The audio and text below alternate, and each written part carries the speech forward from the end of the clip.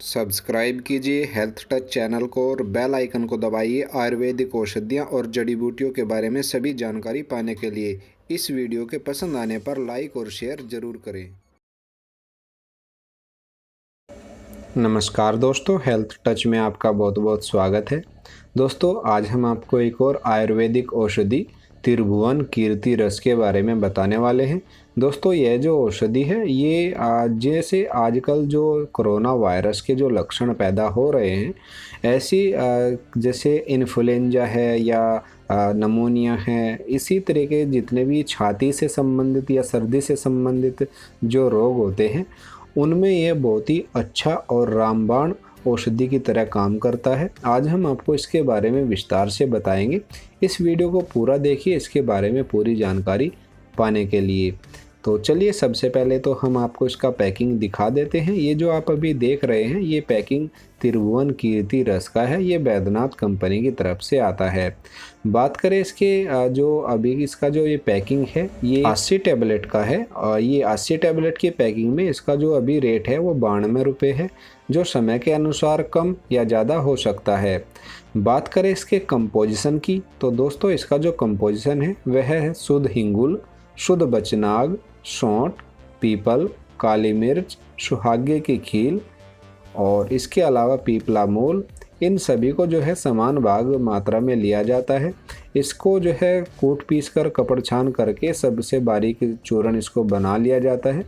फिर इसको तुलसी, अदरक और धतूरे के रस में इसकी 3-3 भावना दी जाती है। 3-3 भावना देने के बाद इसकी एक एक रत्ती की गोलियां बना करके रख ली जाती है। इस तरीके से तैयार होता है त्रिभुवन कीर्ति रस। दोस्तों, बात करें इसके उपयोग की, इसके लाभ की, तो ये है जो औषधि है त्रिभुवन कीर्ति रस, इसका जो प्रयोग है वो सभी प्रकार के ज्वर, जितने भी प्रकार के बुखार होते हैं उन सभी में इसका प्रयोग किया जाता है। यह शरीर के तापमान को कम करने की बहुत ही अच्छी औषधि है। इसके इस्तेमाल से कई सारे रोग दूर होते हैं, जैसे कि बुखार में जो नाड़ी की गति तेज होती है, हृदय की गति तेज होती है, उसको ये सामान्य करता है।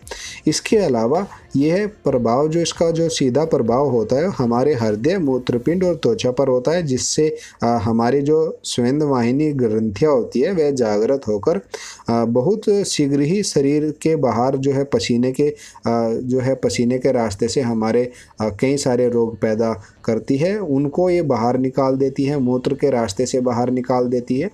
और इसके जो प्रयोग हैं वह नाड़ी छीनता या नाड़ी की जो गति कभी तेज हो जाती है और कभी मंद हो जाती है, उसमें इसका प्रयोग किया जाता है। इसके अलावा सर्दी लगने के कारण जैसे बुखार होता है, जिसे मलेरिया भी हम जानते हैं, उस स्थिति में भी आप इसका प्रयोग कर सकते हैं। इसके अलावा शरीर कांपने लगता है और सिर में दर्द बहुत तेज होता है, नाड़ी की गति भी तेज हो जाती है और मुंह का जो स्वाद होता है वह भी बिगड़ जाता है। ऐसी स्थिति में भी आप इसका प्रयोग कर सकते हैं। छाती में दर्द रहता है, खाने की इच्छा नहीं रहती और टॉन्सिल गले में हो जाते हैं, तो भी आप इसका प्रयोग कर सकते हैं।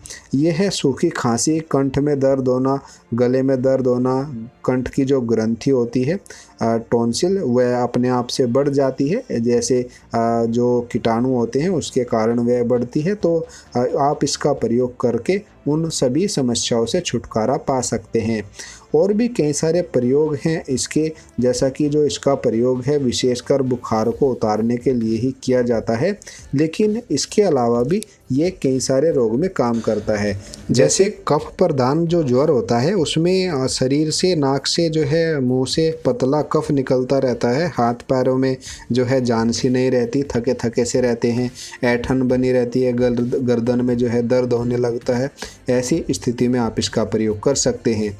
इसके अलावा इसका प्रयोग निमोनिया में किया जाता है।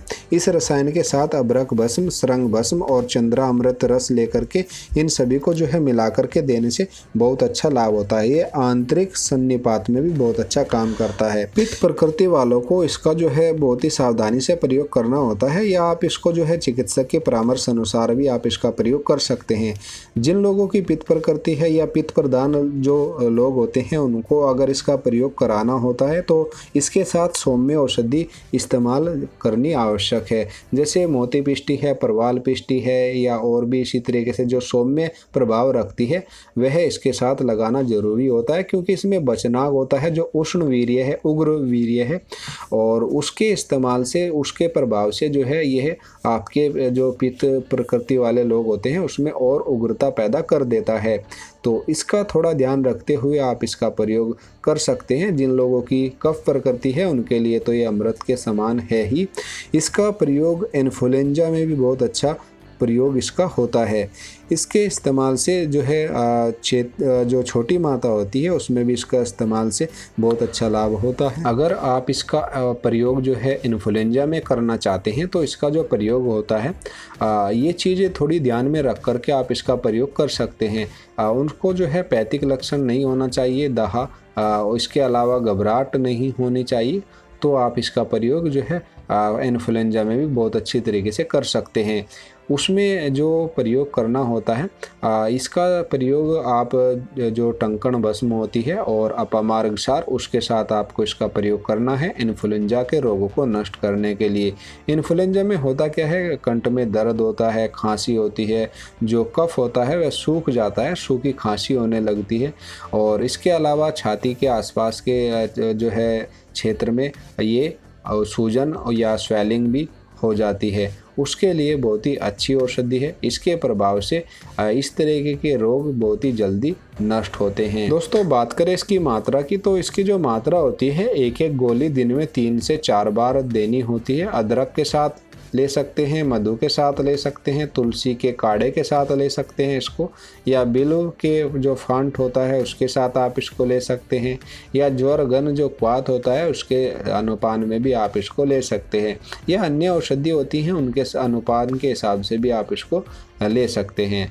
यह आप अपने चिकित्सक के परामर्श अनुसार आप इसका प्रयोग कर सकते हैं। बहुत यह थी जानकारी त्रिभुवन कीर्ति रस के बारे में।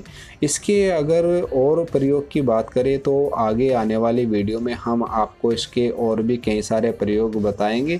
तो बने रहिए हेल्थ टच के साथ, ऐसी ही और जानकारी देखते रहने के लिए। उम्मीद है आपको जानकारी अच्छी लगी होगी। इस वीडियो के संबंध में अगर आपका कोई भी सवाल या सुझाव है तो आप हमें नीचे कमेंट बॉक्स में लिख सकते हैं। अगर आपको जानकारी अच्छी लगती है तो वीडियो को लाइक करिए, शेयर करिए और चैनल को सब्सक्राइब कर लीजिए, क्योंकि हम ऐसी और भी अच्छी जानकारी आपको देते रहेंगे।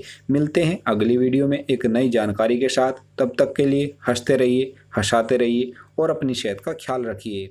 धन्यवाद।